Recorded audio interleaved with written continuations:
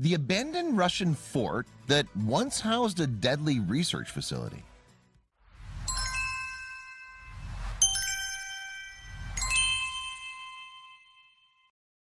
It's 1899, and in a mysterious fort just off the coast of St. Petersburg, Russian scientists are conducting probing experiments on animals that could well kill them. And if the test subjects do ultimately perish, the researchers will have no choice but to burn the bodies on the same site. For you see, the threat posed to humans as a result of these investigations is also very real. But just why were the scientists in that remote building? And how did they come to be embarking on potentially deadly work there? Well, interestingly, Fort Alexander I was named after the Russian emperor who ruled as Tsar from 1801 until 1825. And initially, the stronghold was built to protect the imperial Russian capital of St. Petersburg from attacks in the Baltic Sea. At that time, you see, the city was vulnerable to naval assault along the Gulf of Finland, the eastern arm of the Baltic. What's more, the Gulf of Finland was a key part of Russian strategy after the founding of St. Petersburg in 1703. The city's importance only increased in 1713 too, when it took the place of Moscow as Russia's capital. And apart from a short break in the 18th century, St. Petersburg retained that honor until 1918. Back in 1824, though, a devastating flood of the river Neva swept away the city's largely wooden and earthwork defenses. In fact, the deluge was the biggest in St. Petersburg's history. Owing to that catastrophe, then, Tsar Nicholas I decided it was time for a new protective structure.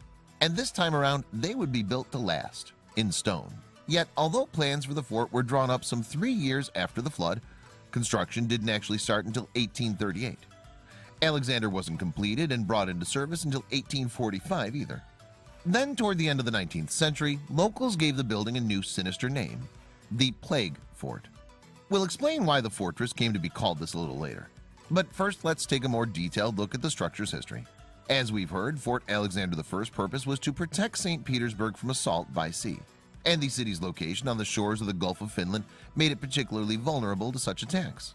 The Gulf of Finland lies at the eastern extreme of the Baltic Sea, with Finland on its northern shore. Estonia, meanwhile, lies to the south. And somewhat inconveniently, St. Petersburg is located at the point where the river Neva runs into the Gulf. So, to protect the Russian capital from maritime assault, a string of fortress strongholds was built in the 19th century. In fact, a first generation of forts was built in the 18th century as a way to protect St. Petersburg from Sweden. Russia and Sweden had waged war against each other for centuries, with 3 conflicts in particular taking place during the 1700s. But as we've mentioned, these 18th century defenses were badly damaged by the Great Flood of 1824. As well as Fort Alexander, the 19th century defenses of St. Petersburg include Forts Risbank, Peter I, Kronschult, and Constantine. These structures also provided a defensive curtain for the important naval base of nearby Kronstadt on Kotlin Island. And the extravagantly named Louis Barthélemy Carbonnier d'Artiste de Grignac drew up the original 1827 plans for Alexander. Mind you, de Grignac was also known by the Russians rather more simply as Lev Lvovich Carbonnier. He'd previously been responsible for the blueprints of an earlier Gulf of Finland fortress, Fort Citadel, which was later to be named Fort Peter I. Tragically, though, de Grignac died in 1836 before the construction of Alexander even got started. Incidentally, the engineer who took over de Grignac's plans was a Russian of French heritage who also had 2 names, Maurice Gugovich d'Estrem and Jean-Antoine Maurice. In any case, he updated de Grignac's proposals, and with the result being that building works finally got underway in 1838. Russian engineer Mikhail von der Wied took charge of the fort's new construction, and the project was certainly an ambitious one. You see, the scheme didn't just involve building a fort, it also entailed constructing a man-made island to put the fort on. Strikingly, construction workers achieved this feat by driving no fewer than 5,535 piles, each 40 feet long, into the seabed.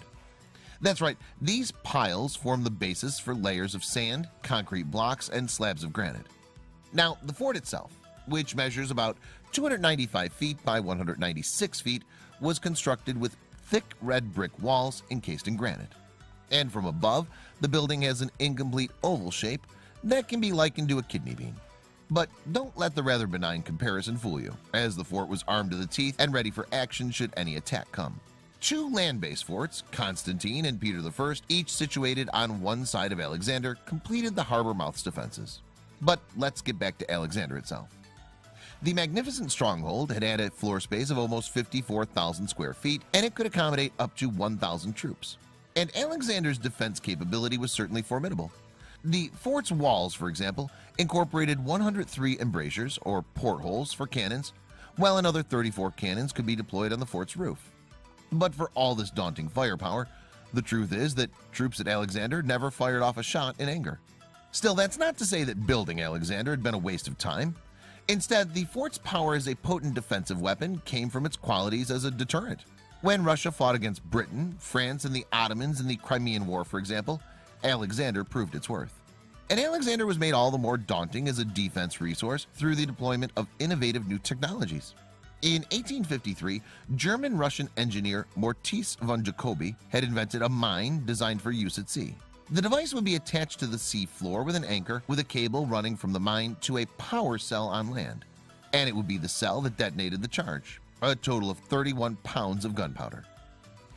As it happens, the Russians were the first to deploy examples of Jacobi's invention in the sea around Fort Alexander. And another type of mine was also used first by the Russians in the Gulf of Finland. These were chemical contact mines, which had been developed by the Swede Emanuel Nobel. He was the father of Alfred Nobel, who set aside some of his fortune to establish the prizes that bear his name.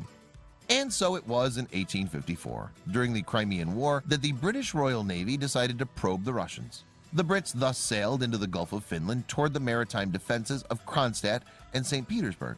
The fleet's commander, Admiral Sir Charles John Napier, decided against an attack, however, upon seeing the forts and minefields in the vicinity. Then, in 1855, another Royal Navy squadron, this time accompanied by French ships, sailed towards Kronstadt.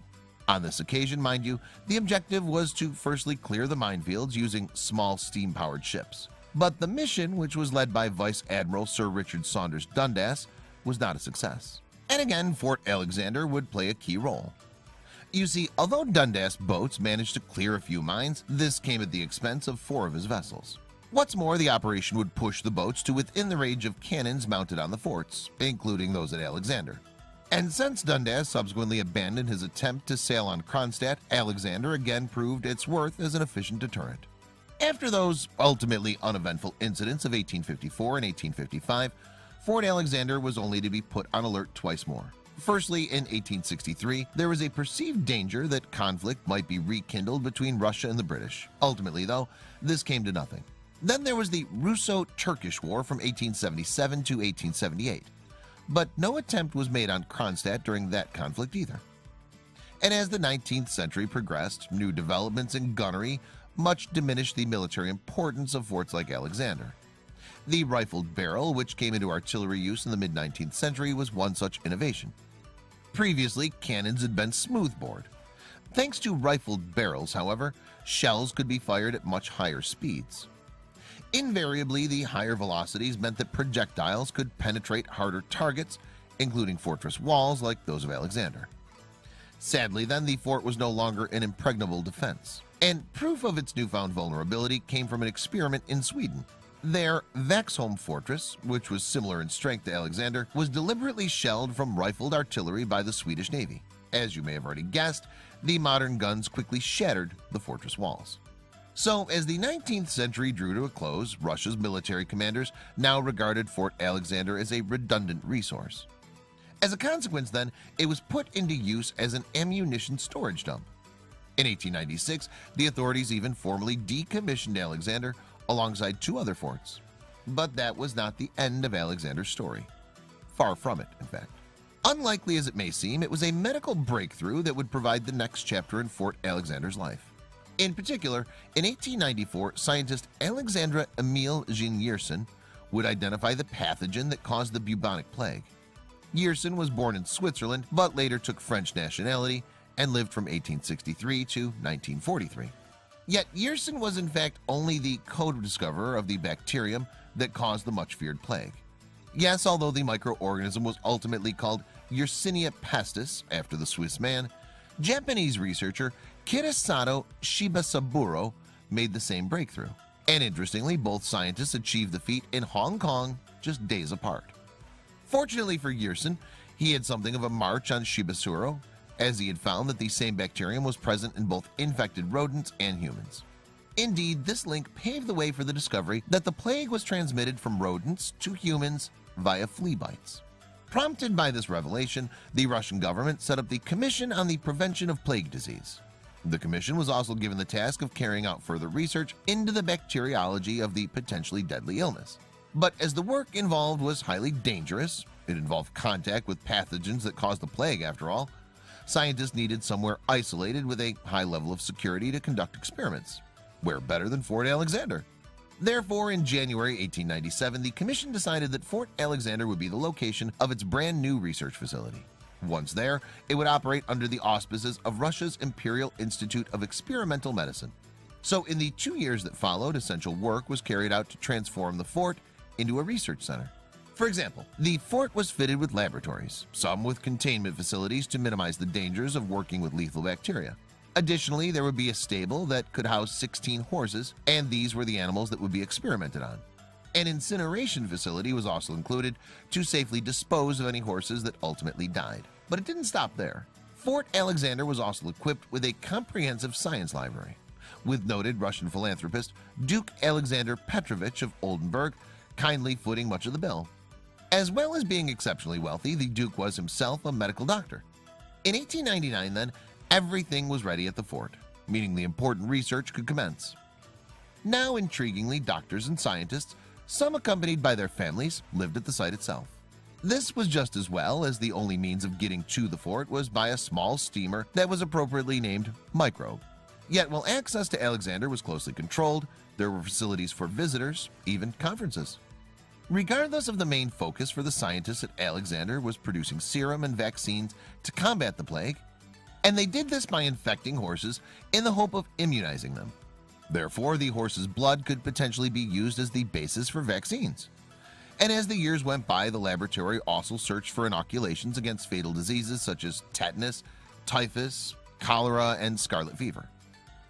Unfortunately, it seems that biosecurity was not all that it might have been at Fort Alexander. Certainly, the dangers of working with these deadless infectious bacteria proved all too real. You see, there were 3 cases of plague among the staff on the isolated island in 1904 and 1907.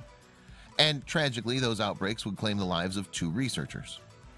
By terrible coincidence, one of those who died was the director of the center in 1904, Dr. V.I. Turchenevov-Vizhnikovich. The other man to perish was Dr. Emanuel F. Schreiber, who had fallen ill in 1907. Schreiber had diagnosed himself as suffering with pneumonic plague, a disease that's nearly always fatal. And so it proved. He was dead within 3 days of contracting the condition. Ultimately then, both of the dead men's bodies were burned in the island's incinerator. And although this move was made to avoid any risk of further infection, it could very well have caused the men's families great pain. A third doctor, L.V. Podlevsky, also contracted the infection, but survived, thanks to a vaccine developed at the fort. All in all, it's little wonder that the Fortress Research Lab earned the name of Plague Island. Then it was in 1917, during Russia's cataclysmic communist revolution, that the laboratory's work was brought to an end. The project at Alexander was now taken over by other labs in Saratov, St. Petersburg, and Moscow, with the result being that Fort Alexander was now redesignated as a mere storage facility by the Russian Navy. In 1983, the Navy abandoned Alexander altogether, removing all fixtures and fittings that could be transported. After that, the fort seems to have been left to its own fate, although it reportedly became a popular venue for illegal raves toward the end of the 1990s and into the 2000s. Plans for a $43 million renovation that were mooted in 2007 also seem to have come to nothing.